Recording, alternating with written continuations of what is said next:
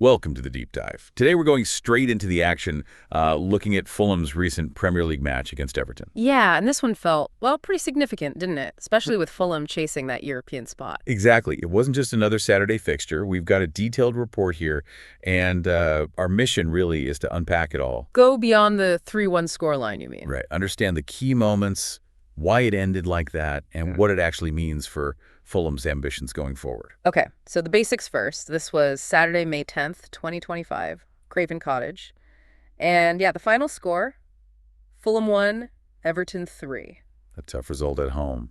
So let's get into it. The report suggests Fulham actually started really well. Oh, absolutely. For the first, say, 30, maybe 35 minutes, they were definitely the better side, looked sharp. Playing with intent. Yeah, proper attacking intent. And it paid off, didn't it? 17th minute, Raul Jimenez scores. That's right, a header from an Emile Smith-Rowe cross. And the report notes that was his first league goal since March. Big moment for him. Huge. You could sort of feel the relief, maybe. And Fulham probably thought, right, here we go. And they had other chances, too, in that period, didn't they? They did. The report mentions Harry Wilson had a couple of decent opportunities. And Alex Iwobi apparently shot over from a good spot. Yep. So, looking back, they could have, perhaps should have, been more than just one goal up. Classic case of not taking your chances. Because that seemed to cost them right before halftime. It really looks that way. You dominate, you create, but if you don't finish, well, things can swing fast. And swing they did. Yeah. Everton's equalizer. Tell us about that. Yeah, stroke of halftime of Vitaly Mykolenko. Bit of a fortunate one, actually. Hello. Well, the report says his shot took a deflection off Andreas Pereira. It came after Everton forced a corner. Oh, okay. And Carlos Alcaraz was apparently key in winning the ball back to get that corner in the first place. Shows how moments like that matter. So a bit of a sucker punch just before the whistle. 1-1 at the break. Exactly. It changes the team talks completely, I imagine. Then, early second half, another big moment highlighted in the report, a Jordan Pickford save. Oh, a brilliant save. Harry Wilson, who was looking lively, tried a lob. Clever play. It was, but Pickford was equal to it. Tipped it wide. World-class stop, really. And potentially game-changing again. If that goes in, Fulham are back in front. Absolutely. Fine margins, aren't they? A deflection here, a great save there, completely shapes the narrative. Okay, so after that save, the report details a pretty rapid Everton comeback in the second half. Yeah, it all happened quite quickly, around the 70-minute mark. Started with a substitute, Dwight McNeil. That's right. He came on, whipped in a deep corner, and Michael Keane headed it in. Keane. Wasn't he just back in the team? Yeah, the report mentions this was his first league start under David Moyes. Makes the goal even more significant for him, I suppose. VAR had a look, but the goal stood. Right.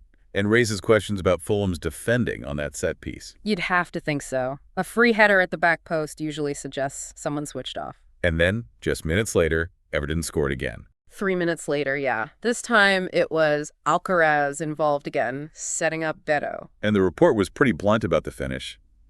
Said it squirmed under burned Leno. Oof. Yeah, not a moment Leno will enjoy watching back. A mistake, really. So, bang, bang. 2 goals conceded quickly. From 1-1 to 1-3, just like that. Completely turned the game on its head, shows maybe a lack of resilience once they conceded the second, or just a bit of fragility under pressure. Fulham pushed late on, though. There was a penalty appeal. Yeah, deep in stoppage time. Adama Traore cross, handball shout against Mykolenko. VAR checked it. No penalty. On-field decisions stood. Always controversial, those calls, but that was that. The result was sealed. Okay, so 3-1 the final score. Let's talk implications. This European race, this result hurts Fulham, according to the report. Massively. They stay 11th, but the problem is others around them won. Brentford, Brighton. Right, fellow contenders, so the gap's widened. Exactly. The report says they're now 4 points adrift of 8th place. And 8th could be enough for Europe, depending on the FA Cup winner. That's the hope for teams around there. If Man City win the Cup, 8th place likely gets a European spot. So that 4-point gap is, well, it's pretty significant with only 2 games left. Makes the next games absolutely crucial. Looking at Fulham's overall performance beyond the score, the report mentions a concerning dip in form lately. It does. 4 defeats in their last 5 Premier League games. That's not the form you want heading into the final stretch. Even though they started this game well. Yeah, they started with purpose, like we said. But that profligacy, those missed chances from Iwobi and Wilson earlier, it really came back to bite them. Maybe a lack of that clinical edge. And defensively, the report wasn't kind. No, pointed fingers. Poor marking for Keane's goal, allowing him that free run. And the Leno error for Beto's goal. Yep. Marco Silva, according to the report, basically said they were the best team for 35 minutes but lost concentration. He felt they had to blame themselves. Honest assessment. Very. Suggests he knows they let it slip themselves. Right. Let's switch focus to Everton. A big win for them lifts them to 13th. Yeah, a really welcome result given their own recent form. The report reminds us they'd only won 1 in their previous 10 league games. And they blew that 2-goal lead against Ipswich recently, too. Exactly. So this win, coming from behind, away from home, is a huge confidence booster. Especially as the report notes, they started poorly here. Spent a lot of the first half without the ball. Right. So that equalizer, which the report called scarcely deserved at the time. Harsh, but maybe fair. Perhaps. But it was undoubtedly the turning point. It let them regroup at halftime. And they came out much better in the second half. Definitely.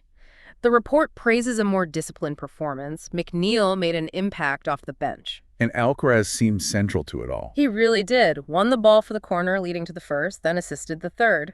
A standout performance. And there's a striking stat in the report about Everton's away form. Yeah. Their comeback wins. This was their first win from a goal down away from home in the Premier League since way back in October 2022. Wow. They'd failed to win the previous 27 times that happened. Something like that, yeah. Shows real character and resilience in this match, breaking that streak. David Moyes must have been pleased. His comments in the report suggest that. Yeah, he admitted they were pretty poor on the ball early on, but he praised the players for digging in and improving, especially with key players missing. Gives them a bit of momentum heading into their final home game at Goodison Park, too, which the report notes will be emotional. Against Southampton, yeah. They'll want to sign off there on a high. A couple other interesting Everton nuggets from the report.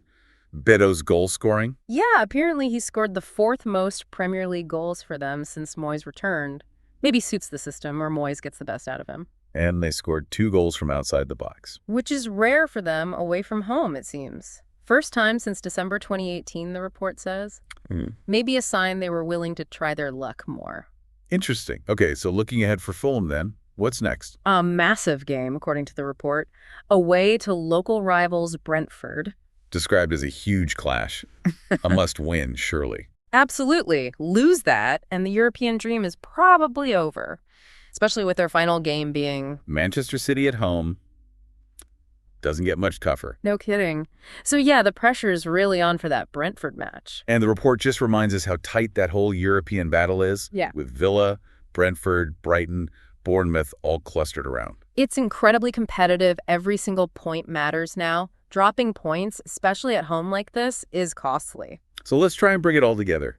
This deep dive, based on the report, shows Fulham's defeat is a serious blow to their European hopes. Definitely. They started well, had the chances, but couldn't capitalize and made key errors. While for Everton, it's a valuable 3 points, a morale-boosting comeback win. A show of resilience they haven't often managed away from home. They can take a lot from that second half. So here's something for you to think about. Fulham's form isn't great.